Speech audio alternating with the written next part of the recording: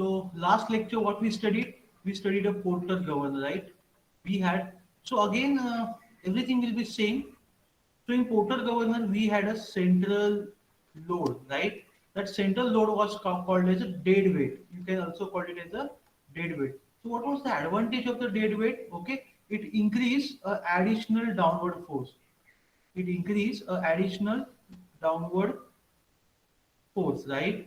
So additional downward force was increased on what? Was increased on the sleeve, right? So this additional downward force, what happened because of this additional downward force, which was impacted or which was imparted on this particular sleeve, okay? Because of it, it increased the N RPM. It increased the N RPM for a particular edge, that is the height of the governor, and for a particular sleeve lift, right? So which was the limitation of a bad governor? We got an additional advantage for this porter governor, which we have already understand. Okay. Now everything is same over here. Only in the Hartnell governor, you can see that instead of dead weight, we are using a spring, right? So instead of we are using a spring, and the spring is creating an additional downward force. The spring is creating an additional downward force on what?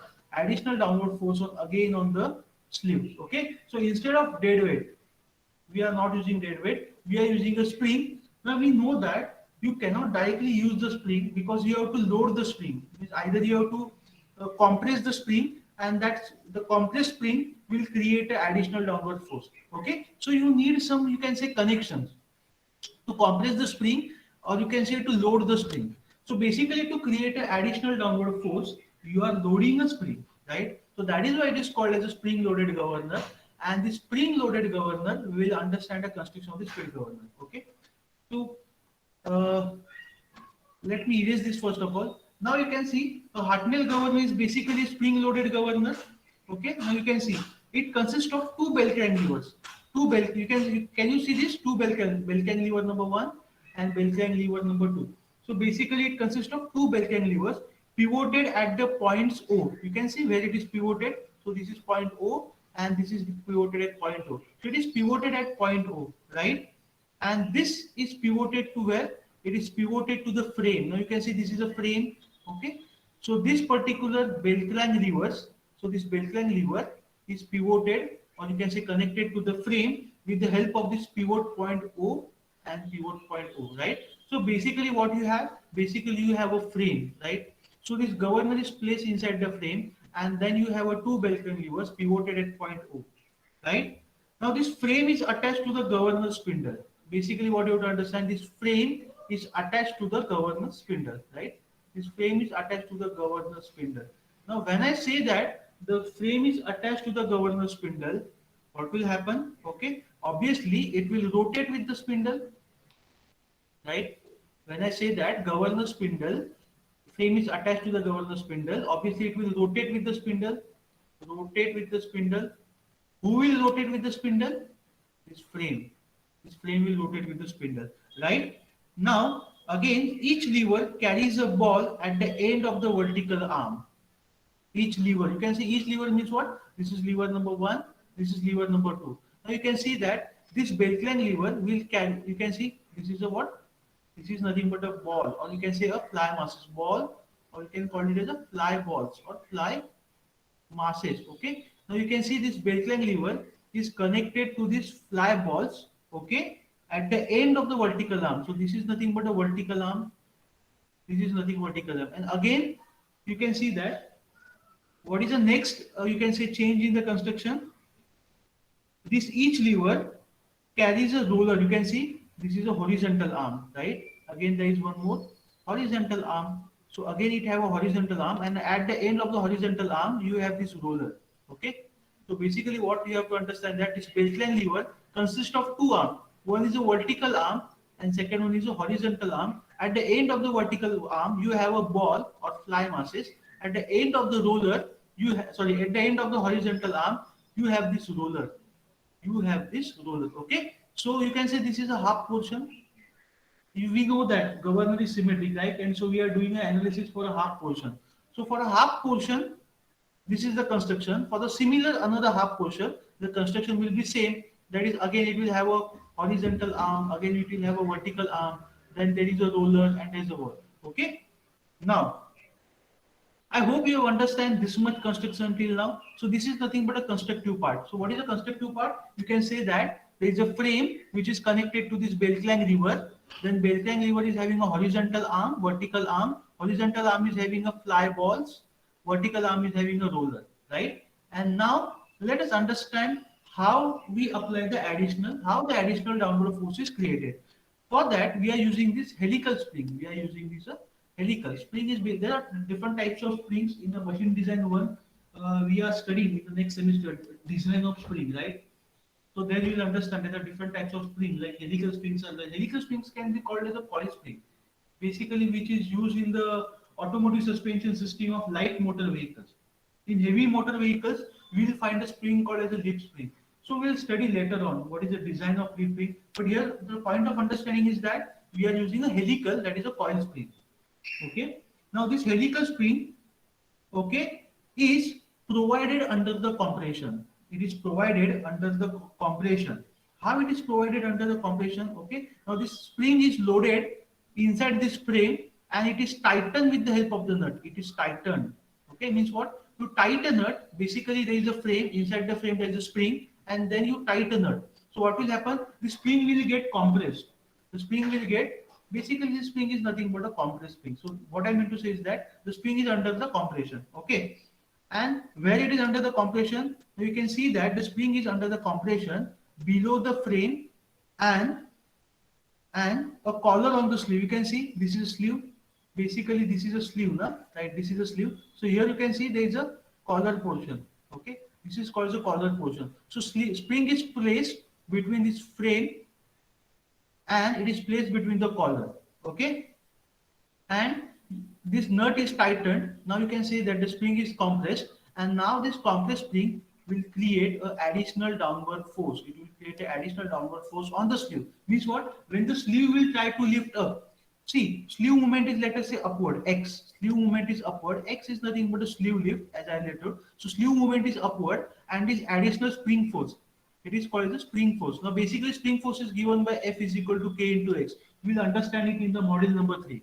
So it is in the Newton. So K into X is called the spring force. How this came, we'll understand in the model number 3. Now the spring force K into X, you can see it is acting in a downward direction and sleeve lift is acting in the upward direction. So both forces will oppose each other, and so the sleeve, and this will increase the speed. This will increase the speed, right? So this is in this way. You can say the spring force will oppose the sleeve lift, and the spring force can be adjusted. You can adjust the spring force. How will you adjust the spring force? So this nut is used to adjust the spring force. Adjust the spring force means what? You can increase or decrease the spring force by screwing a nut up or down. Adjust the spring force by screwing. We call it a screw. You understand a screw? You take a screwdriver and start screwing the screw. So adjusting the spring force by screwing up and down. By screwing nut up and down, you can adjust the spring force. So basically, what I mean to is that in the Porter governor, we had a dead weight, and in the Hartnell governor, we have a spring. Okay, spring force. Let us say S is equal to spring force. Okay, S is equal to spring force. So basically, to create this spring force, I have to go under this all the construction. That is a nut, frame, spring, balls, vertical arm, horizontal arm, sleeve, spindle, then this collar. Okay, so this I have to undergo everything. Now let us understand the analysis. So to do the analysis, what we are doing, we are considering the half portion. Let us say this is a spindle axis. Try to understand that spindle axis and the governor axis is one and the same.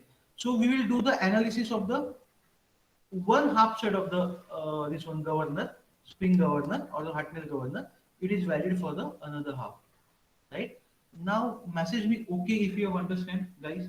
If you have understand the construction, message me okay. So I will move on to the derivation and then we will move on to the problems part. Let's see what happens. Message me okay quickly. Okay. So have you understand? I hope it is clear. See, basically when you look first time into the diagram, it's slightly critical one. But once you understand, government is not so difficult. Okay. Chalo. So now as usual, What we have to do, what we have to do, as usual, what we have to do for VAT governor, we did n square is equal to 895 upon h. H is the height of, see, we are interested in the n rpm along with the height of the governor, so that is related to the slew width, obviously h. Then in portal governor, what we got? In portal governor, we got n squared is equal to m plus capital M by 2, 1 plus q divided by m into 895 upon h, right? We got this formula for the portal governor. So we did the analysis and we got this formula and then we solved the problem. Similarly, we have to do for the Hartnell governor. So let's start. So I'm saying let m is the, see, I have kept the notation same. Only the additional notations has to be incorporated. Okay. So small m is always the mass of the each ball. So mass of the each ball means what? This is nothing but the fly balls. Okay. So mass of the fly balls, right? Okay. So R1 is the minimum radius of. Now you guys have already understand what is equilibrium speed, what is radius of rotation and all. Okay. So as the speed goes on increasing, the height of the governor will go on decreasing, the sleeve lift will go on increasing, okay, and the radius of rotations also go on increasing, and uh, FC will also go on increasing. Now already you have understand all these concepts like FC, H, X, okay, R, okay. Similarly, FC1, FC2, H1, H2, X1, X2, R1, R2, right? So all these concepts I've already explained you, right? So considering this, R is the minimum radius of rotation, R2 is the minimum maximum rotation. See, we are always considering equilibrium speed. Means governor has to run at some maximum equilibrium speed, has to run at some minimum equilibrium speed. I hope you understand maximum and minimum. Okay? And then considering the maximum and minimum equilibrium speed, you can get a range of the governor, right? That is n2 minus n1. So similarly, let us call omega 1 is equal to angular speed at minimum radiation. Now you know that when the governor, so what I meant to say is that this m1 is nothing but the n1, right? So we know that omega 1 is equal to 2 pi n1 by 60. So in this way we have to calculate. So when the, so this is, you can say, the minimum equilibrium speed. Omega 1, n1 is nothing but the minimum equilibrium speed. So corresponding to the n1, omega 1 is the angular speed at minimum radius, that is at r1. Omega 2, maximum equilibrium speed, that is angular speed at maximum radius. So at n2, n1, right? S1. Now S1 is the spring force exerted on the sleeve at omega 1. Now basically guys, very important point you have to understand that. See, very, very important. So when your speed is n1, when your speed is n1, that is corresponding omega 1, radius of rotation is r1, okay? At that position, the spring force exerted on the sleeve is S1. Now you know that what is spring? See, this is a spring. This spring is exerting a downward force S. The spring is exerting a downward force S on what? On the sleeve, right? So let us say this is a sleeve, and what is the spring force? We call it as a S. So S is nothing but a spring force which is acting downward on the sleeve, and sleeve it is acting upward, right? So it is creating a resistance. So obviously, as the speed will change, as the speed will change, obviously the force acting on the sleeve will also change. Okay, because as the speed changes, obviously this x, that is a sleeve lift, will also change, because as the speed goes on increasing, sleeve moves upward and upward. As the speed goes on decreasing, sleeve moves downward and downward. So that is gonna change. What I mean to say. So I have considered S1 is the spring force exerted on the sleeve at omega 1, and I am considering S2 is equal to spring force exerted on sleeve at omega 2. So I am considering this at a maximum and at, sorry, minimum and maximum equilibrium speed. And to see, always we are designing a government between the maximum and minimum. Between maximum and minimum, it can move on. That is a range of the government. Because you cannot define each and every point, right? You have to consider two extreme points, and means what, you have to consider some range. Many of the mechanical components are designed for a particular range. You cannot design each and every mechanical component at a perfect accurate value. You should have some range. You will understand this in the design next semester. Okay. Chalo. So I hope it is clear. Now FC. Again, FC1 means what? Centrifugal force at omega 1, that is at n1.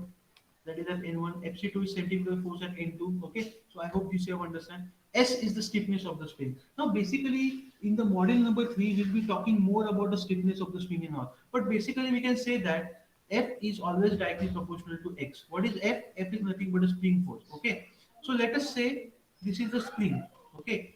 This is a spring which is having a stiffness K. This is a spring having a stiffness K. Let us say when you apply the force. Okay. Now you can say when you apply the force in this direction, X will be in all. What is X?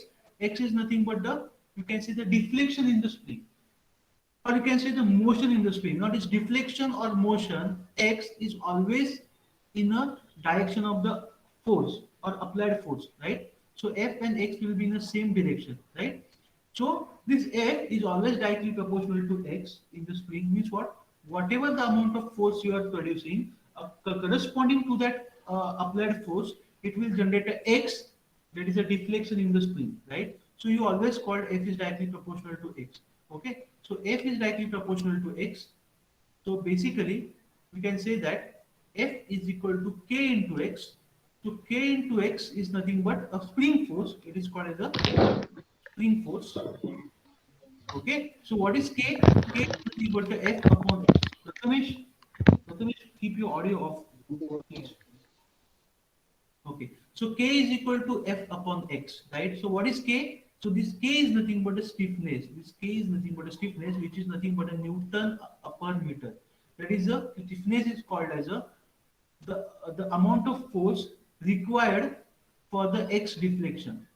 So that ratio is called the stiffness. So what I mean to say is that whenever you are designing a spring, you are designing on the basis of the stiffness. Okay. So here I have taken the X. So basically we will consider it as a K.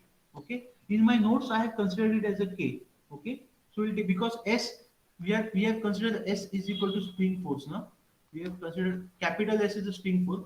So we consider K as the stiffness of the spring. Okay. Just for your understanding. Okay. Next, X is the length of the vertical arm. Now see, vertical arm, what will be the position of the vertical arm? This is the position of the vertical arm. Very important to understand. Okay, this is the position of vertical arm.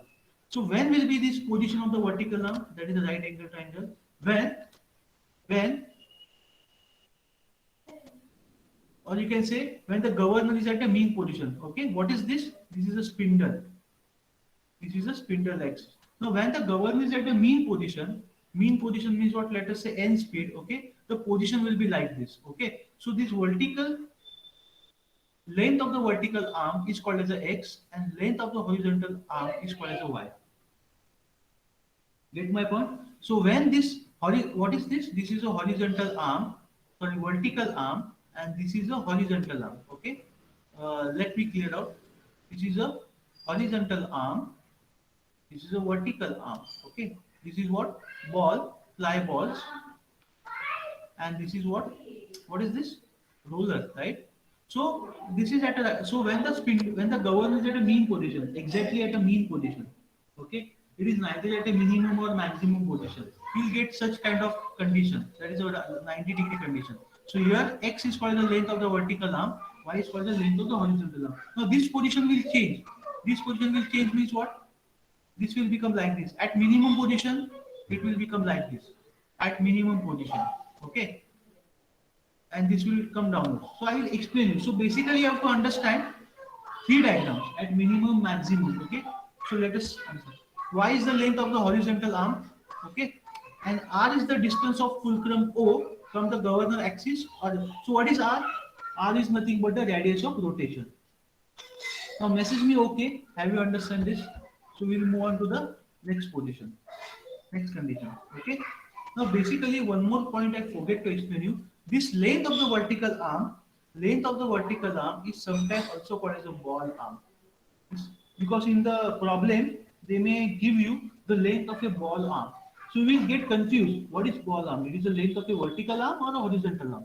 So because it is connected to the balls, fly balls, it is called the length of a vertical arm. And horizontal arm is also called as a roller arm. It is also called as a roller arm, or it is also called as a sleeve arm. Now these terms are normally given in the problems, not in your theory. So have you understand? See, because it is connected to the roller and this roller is connected to the sleeve, so it is called the roller arm or the sleeve arm. It is easy to remember. Okay? Message me okay if you understand. You have to go long. Okay? Okay, chalo. Now, guys, anyone can explain me what exactly we have to do next? So now, in the portal governor, what we did in the portal governor, we had a Hey, hello. In the portal governor, we have a N1 minimum position and we have a maximum position N2, right? So what we did, we analyzed two diagrams. We analyzed two diagrams, N1 and N2. Guys, am I audible, na? And are you understanding, na? Anyone can message me. Am I audible and are you understanding what I'm trying to explain you in the Hartnell governor? Okay, this is thank you so much. So N1 and N2, right? So similarly, here also we have to draw a minimum position diagram. So let us say that let us consider first of all a minimum position diagram. This diagram is very very important, right?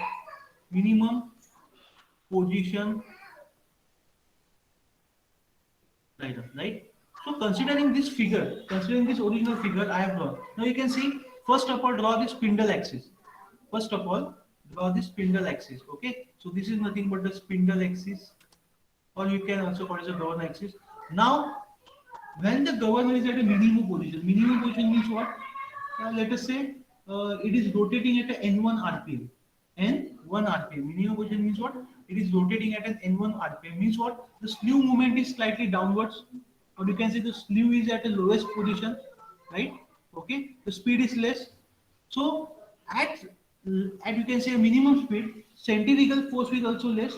Now when the centrifugal force is less, the original condition is like this. What is the original condition? First of all, this is the original condition. This is the original condition. Okay. This is. I'm very sorry. Once again, uh, this is the governor axis. Very sorry. This is the governor axis. This is by mistake I have written. This is the governor axis, and you can say this is a vertical position. This is you can call it as a vertical axis. Okay, and we are understanding the N1. We are talking about the minimum position.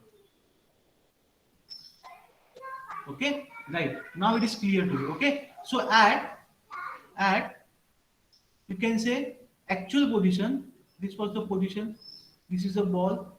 This is a roller. This was the X, and this was the Y, and this was the 90 degree. Okay, so this was the actual portion. You can call it as a ball, you can call it as a roller, right? So that was the actual position. Okay, but now at minimum position, what happened? Okay, since the centrifugal force was reduced due to the lesser speed, what will happen? You can see that this fly masses will move inward. This fly mass will move inward. Is it correct? So instead of so from this was the original position, na? This was the original position, right? Original position of what? Ball. Or you can say, I always talk about, you can say fly ball. So this was the original position as shown in the blue color. So at minimum position, what will be the condition? The centrifugal force will be very, very less because speed is less. Okay, so what will happen? This fly mass will move inward. Is it clear? So when it is moving inward, it will create an angle theta 1 with the vertical. Now, where was the roller actually? Where was the roller? So here was the roller. So roller will move downward. Roller will move downward, right? So roller will move downward, and again it will create a theta 1. So the angle will be same. Very very important. The amount by which the fly mass is rotating or moving inward or shifting inward by the same amount or by the same angle, this roller, what is this guys? Roller will move downwards. Is it clear or not? This is called as a minimum position. Moving inward and roller is moving downward. Message me okay if you have understand its minimum position. Okay, and then FC1 centrifugal force downward. FC1 is down. Sorry, FC1 is downward. Mg is vertically acting. Now see this actual vertical arm. This vertical arm is having a length x. So x is means what? The distance from the point O to the distance from this point O dash. So this is nothing but the x. So x is nothing but the length of the vertical arm. But this length, if you draw this horizontal line like this and a horizontal line from the point, so this length is not equal to x. So we call it as x1. Because there is a slight difference between the x and x1. Is it clear? Similarly, Y is nothing but the vertical arm, length of the vertical arm. But if you draw a horizontal line like this from this point to, then this length is called as the Y. Okay, and now this distance between the point O and this governor axis, the distance, I will take another color, the distance between the point O and the governor axis, this is nothing but the R1, that is the minimum radius of rotation, right? And then we will call this distance from this vertical axis and to this point O, we will call this distance as the A1. We will call this distance as the A1. Okay. I hope it is clear to you. Okay. So in this way, I have drawn this diagram, which is called as a minimum position diagram. Minimum position diagram. Okay. And now one more point. This is nothing but the point R. Point R is nothing but this roller point.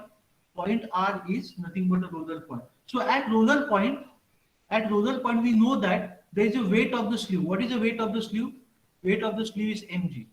Okay. Now total weight acting at the particular sleeve, this mg. Okay. So that will be get divided by 2, divided by this, for this half portion and divided for this half portion, and plus again S1. What is S1? S1 is nothing but a spring force. So spring force and the weight, the spring force and the weight, so that will get combined. So mg plus s, this is nothing but the total. What, see, we have na weight of the spring, weight of the frame, weight of this nut, weight of all this assembly is acting on the sleeve. So basically guys, I want to understand you that on this sleeve, let us say this is a sleeve, the total load or the total force which is acting downward on the sleeve is mg plus s. Mg plus s is the total load acting on the sleeve. Now we are doing an analysis for a half portion, so we will divide this mg plus s1 divided by 2 at minimum position, because s1 is the minimum, you can say the spring force at the n1 or minimum condition, and for maximum condition we will take mg plus s2 divided by 2. So that is why at this point R we are having mg plus s1 by 2, the downward force acting. Guys, message me. See, once till you message me, I won't understand whether you are understanding the analysis or not, because you have to solve the problem based on this analysis. Okay. And last but not least, you can see this is the vertical. Let me draw this horizontal line. Now this is nothing but the point R1. Why I am calling this R1? This is a, we are doing at a minimum analysis at a minimum position. So R is nothing but a roller contact point. So there I will call it as a R1. So distance between this R1 and this point O, horizontal line, we are considering this as a H1. And what is H1? This H1 will be the sleeve lift. What will be the H1? H1 will be the sleeve lift, which is equal to the compression of the spring. Very, very important to understand, compression of the spring. So guys, what I mean to say is that the whatever will be your the compression of the spring, तुमची spring जेवढी compress होणार आहे, the amount by which the spring will compress will be equal to the sleeve lift, which will equal to the H1. So why I am talking it as H1? Because I am considering it as a minimum position. So at minimum position, H1 is a sleeve lift, or you can call it as a compression of the spring. So this is how the analysis. Now message me fast. Okay, have you understand the analysis of this at the rate minimum position? Have you understand this diagram, guys? Have you understand this diagram? Okay. Okay. So let's move forward. Okay. Now you can see this was the vertical. Now this was the vertical diagram. What I was explaining initially. You can see X was the vertical arm, length of the vertical arm, length of the horizontal arm. This is nothing but the governor axis. R is nothing but the radius of rotation. Mg plus h by 2 is nothing but the load acting downwards. And Fc and Mg are nothing but a horizontal centrifugal force and vertical, you can say the weight. Okay. So this is nothing but you can say the mean diagram. And then we have understand the minimum diagram, and then we'll understand the maximum diagram. Okay. So now let us compare. Now guys, from this comparison, you will understand the minimum and the maximum diagram, and then we will go to the analysis. So this is called as a minimum position. First I have explained you the minimum diagram, then I explain you the mean diagram, and now let us move on to the maximum. And once you compare, this is a procedure to understand. Now you can easily understand the comparison. Now can you explain, can you understand from this? Now see, at minimum position, what was happening? This mg moved outward. So at maximum position, mg will move outwards, right? Na? So this will move outward, this will move inward, right? So outward and inward. Similarly, this R1 point was where it was downward. So at a maximum position, that is the N2 and N1. So this R2 will move upward, right? So the angle, the corresponding angle will be theta1. Here the corresponding angle will be the theta2. The rest is same. Sleeve lift is given by H1. Sleeve lift is given by H1. Here the sleeve lift will be H2, right? X. Now X1 will be this vertical length. Here the vertical length will be the X2.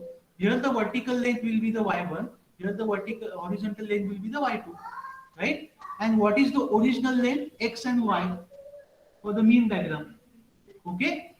And radius of rotation. Now this is what governor axis. From governor, see, radius of rotation is nothing but the distance between this point O, that is okay, fly mass, and governor axis is R1. And this vertical to the point O, we have taken it as a A1. Similarly, here what will happen? Here this is nothing but the governor axis. So this is nothing but the point O. So that distance we call it as a R2. Okay, and this is nothing but a vertical axis. The distance between the vertical axis and point O will be nothing but the A2. Now here you can understand that here, and this is total R.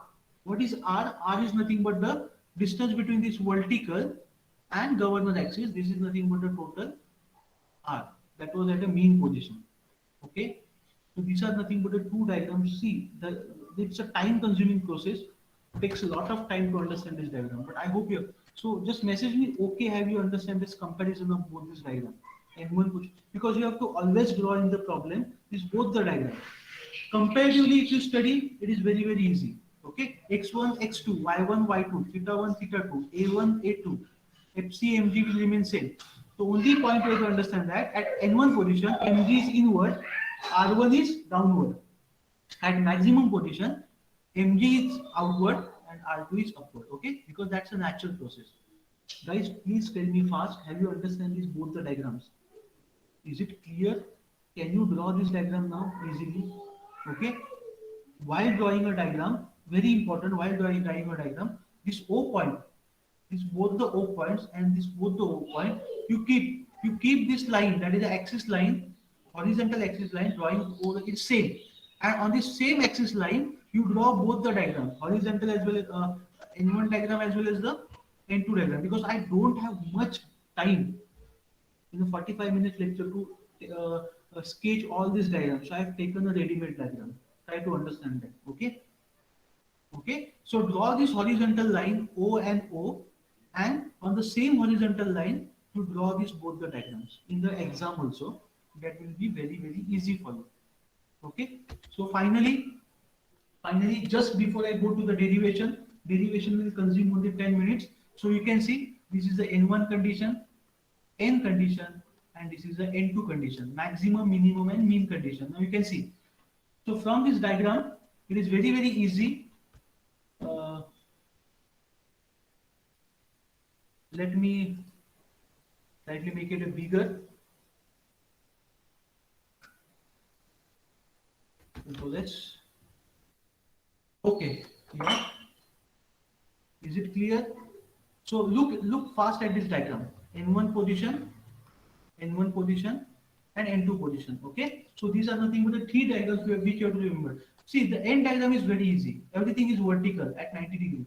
Y, you will have only Y. You will have this X. Okay. And then you will have the FC, MG S plus 2. Here you will have MG S1 plus 2. Here you will have MG plus S2 by 2. Here you will have H1. Here you will have H2. So basically you have to understand that this total H. What is total H? Total H will be equal to H1 plus H2, because H will be the total compression or total sleeve lift, which is taking at minimum and maximum position. Okay. And similarly then rest X1, X2, X10 all. Okay. So I hope you have understand this. Now let us go to the derivation fast. Message me okay. Message me okay or yes if you have understand all the three diagrams. So I can move to the next point of view. I will move on to the derivation and we will do the derivation fast. Have you understand the diagrams? Okay. So we have understand the diagrams.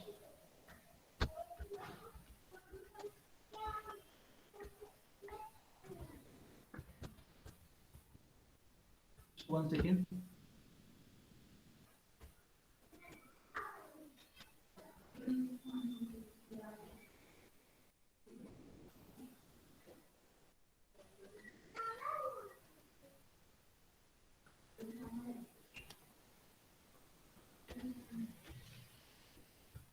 Okay.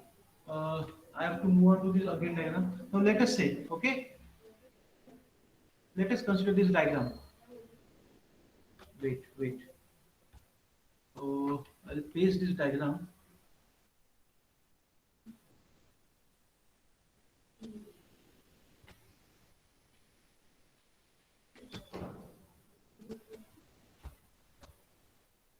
Control C.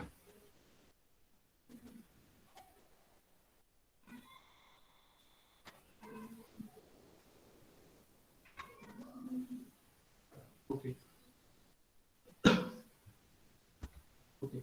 So the first statement we'll start with. The first statement we'll start with, and then we'll understand. So let H be the compression of the spring when the radius of rotation changes from R1 to R2. So now from the figure we have understand what is H. H is nothing but the sleeve lift or the compression of the spring. Okay, compression of the spring, because see why the compression of the spring takes place when the radius of rotation changes from R1 to R2, means what, the speed changes from N1 to N2. So at minimum conditions, at maximum condition, we are taking H. For minimum condition we are, so basically H is nothing but the total compression of the spring, where H is nothing but the H1 plus H2. So H1 was at a minimum, H2 was at a maximum condition. So first of all you have to find out this H. How will you calculate the H? Okay, so for minimum position you will get equation h1 upon y is equal to a1 upon x is equal to r minus r1 upon x. This is the condition. So basically, you will ask, sir, how it came. Okay. Now you have to understand this. Understand this. You can see the similar triangles. What are the similar triangles we have here? See, let us say this is a vertical. You can say triangle. Okay, horizontal triangle for theta 1. So what is this? For theta 1, this height is h1 and this is y, right? This is y and this is h1. So if you take a ratio of h1 upon y is equal to, now you consider this vertical, you can say angle, vertical, you can say triangle, sorry. So what is this? This is nothing but a theta 1 again. Okay, so here what you have, this distance is a1, right? This distance is a1, na? This distance is a1. Are you understanding or not? Similar angle triangles. Okay. So this distance is a1, right? And what is this distance? X. Okay. So what ratio you are getting? If you consider the two similar triangles, this vertical triangle and this horizontal and vertical triangle, you are getting h1 upon y is equal to a1 upon x, right? h1 upon y is equal to a1 upon x. Is it okay? By using the similar angle fundamental. Okay. Now, basically, what is this A1? Can anybody tell me what is A1? This total distance is R. This total distance is R, and this distance is R1. So A1 will be equal to R minus R1. A1 will be equal to R minus R1, right? So that is why this equation becomes R minus R1 upon X. See, this A1 will be equal to R minus R1. What is R? A radius of rotation at a mean position, which is nothing but the distance between these two vertical axes. This is nothing but the R, because the one is at a mean position. I hope it is clear to all of you. Okay, so that is why I am writing here h1 upon y is equal to a1 upon x is equal to r minus r1 upon x. Similarly, for a maximum position. For maximum position also, if you look at the figure, what you will get? h2 upon y is equal to a2 upon x. Again, for your understanding, see, now I have to move backward continuously. See, for maximum position, what is this? h2, right? Consider this as a horizontal triangle and this as a vertical triangle. So what you will get from here? you can see h2 upon y is equal to, what is the vertical distance? A2 upon x. You are understanding now? I am just considering a similar triangle because this minimum and maximum position has created a two similar triangles. So h2 upon y is equal to a2 upon x. That is equal to, now can anyone tell me what is a2 or a2? Now this is a vertical axis. R2 minus R. This is a governor axis. Yeah. Anybody? What is R2 a2 now minus here? R. R2 R2 minus R. Yes, yes. Very nice, very nice. I am happy you have understanding. So A2 will be R2 minus R. And here A1 was equal to R minus R1. So this is a change what you have to understand. And I am very happy you are understanding this. Okay. So basically, from maximum position and minimum position, I got these two equations, equation number 1 and equation number 2. And now adding equations 1 and 2, you just add this equation. After adding, what you are getting, h1 plus h2 upon y is equal to a1 plus a2 upon x. Okay. So h1 plus h2 upon y. Now what is a1 r minus r1? What is a2 r2 minus r1? So rr will get cancelled, and you are getting h1 plus h2 upon y is equal to r2 minus r1 upon x. So everything is been written in my notes. No need to take, don't write down anything because I have already provided you. So basically, now as I earlier said that H1 is the compression at minimum position, H2 is the compression of a spring at a maximum position, which is equal to the sleeve lift at minimum and maximum position. So total will be equal to H is equal to H1 plus H2. So from this H1 plus H2, we are getting what we are getting? We are getting H1 plus H2 is equal to H is equal to R2 minus R1 upon Y upon X. And from this equation, you can, so this is equation which you have to remember where you can calculate the total compression. Okay, so what is H? So what is H? Okay, H is nothing but the total compression of the spring or total sleeve lift you can take. So whenever they ask you to calculate the H, you will calculate R2 minus R1 upon Y upon X. What is Y? Horizontal length of a horizontal arm. X is the length of a vertical arm. R2 is the maximum radius. R1 is the minimum radius. You will get a H. I hope you are understanding this. Okay. Chalo. Clear? Next. For minimum position, taking movements about O. For minimum position, taking movement. Again, very sorry, but I don't have option. I have to move backwards. Now guys, let us say clockwise positive. We will take clockwise positive and we will take anti-clockwise negative. Okay, as usual. You can follow vice versa also, doesn't matter. Now you have to, for minimum position, taking moment about O.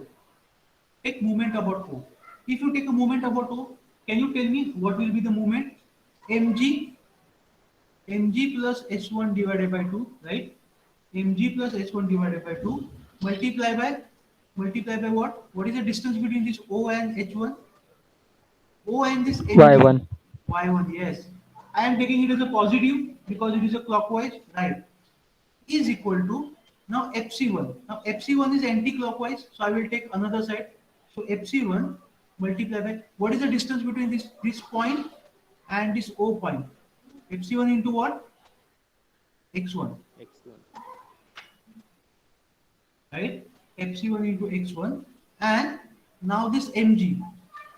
What is this mg? Again, mg is a downward. Now mg is a clockwise. So clockwise means what? It will be a positive. Okay.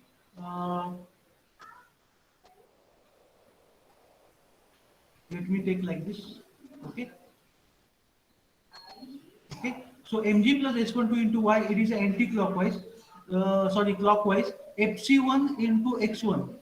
fc1 into x1. It is what, anti-clockwise, na? So it will be a minus fc1 into x1 and plus mg into what?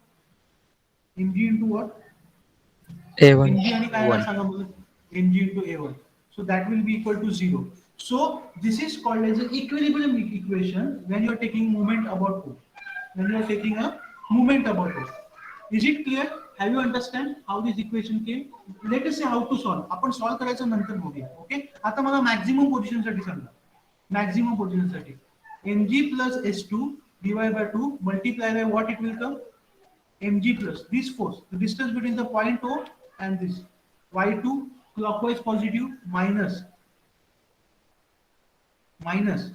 what will become this fc2 right into what fc2 into what the distance between these 2 points. Now this fc2 is anti-clockwise, so minus fc2 into what x2, right? See in the problem, see basically guys सगळ्यात पहिल्यांदा समजून घ्या की तुमचा जो the final you can say the formula is very large and it is very difficult to remember.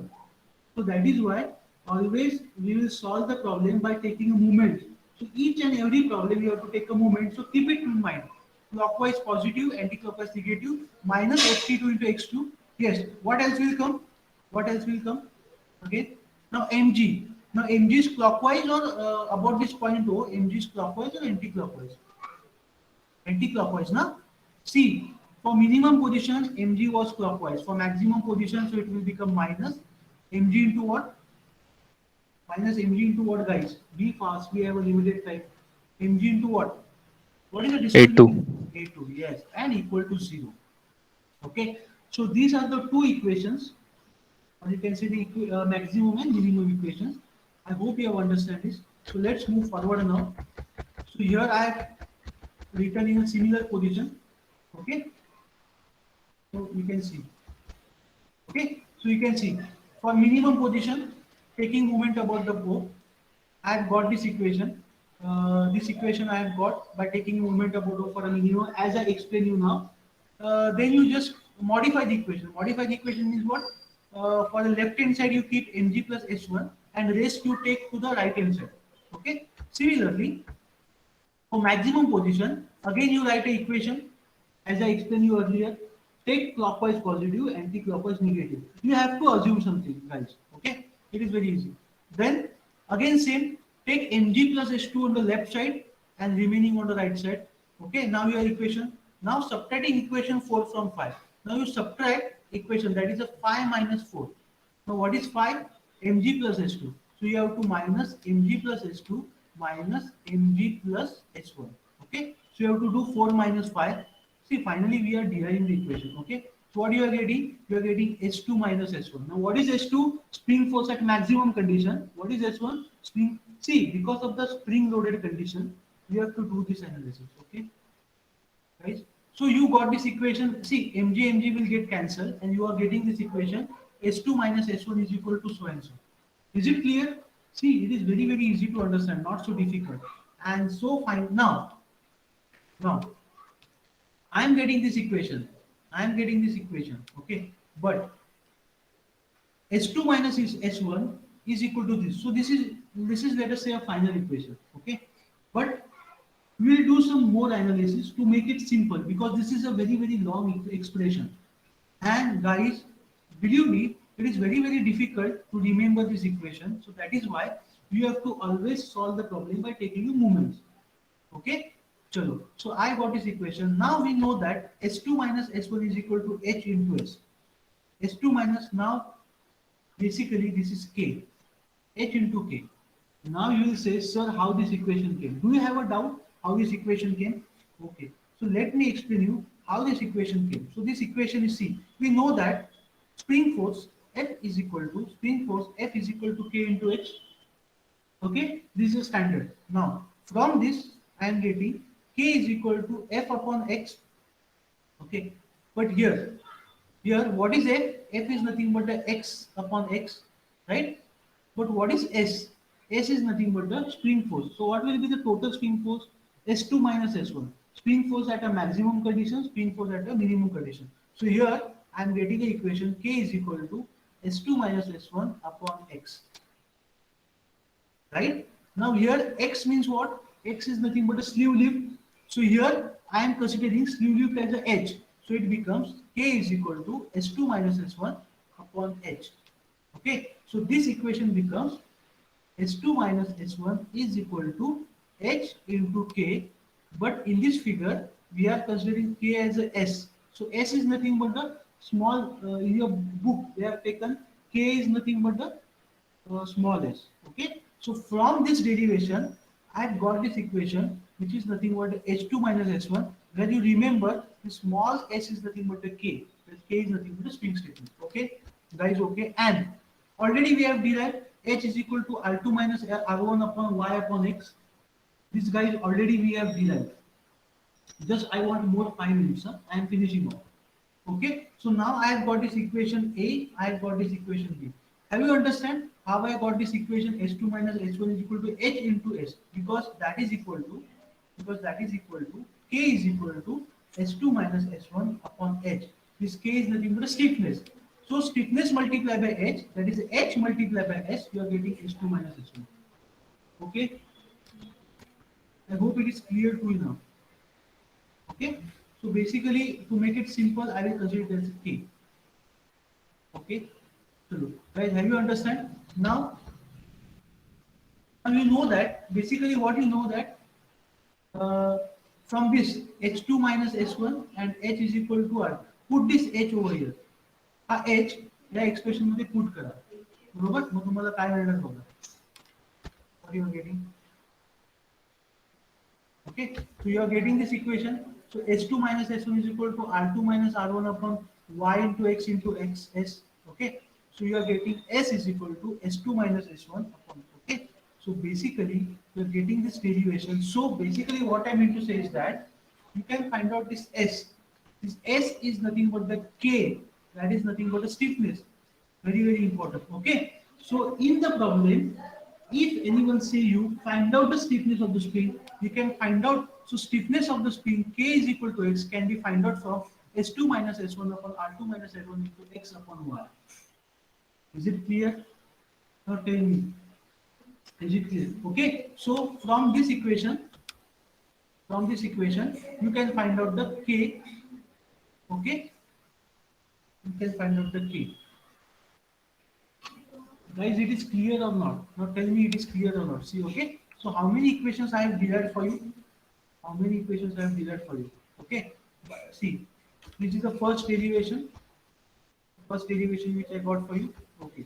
X. What is the first derivation I got for you? H is equal to R2 minus R1 upon Y upon X. Right? This is the first thing. So what is H? H is nothing but the total compression of the spring or screw length. Okay. And next day, then we did a moment equation, and from moment equation, I got the equation S2 minus S1 for you. Okay. But this equation you don't have to remember, as I earlier said. Okay. Now this expression over hey expression इथे संपलं. S2 minus S1 केल्यानंतर तुमचं expression संपलं. आता next is what? I have to find out the stiffness. If I have to find out the, because see, spring is designed on the base of the stiffness. So if you find out that, if you want to find out the K, instead of using a long expression, I can use this S2 minus S1 is equal to H into S. S is nothing but a K, and by using this expression, I got this expression for the K. Okay. So this is the expression for the stiffness. Okay, and I have already found out the expression H. Okay, there is a sleeve lift or a compression, and also I have found out the expression for the S2 minus S1 by taking a moment. Now tell me.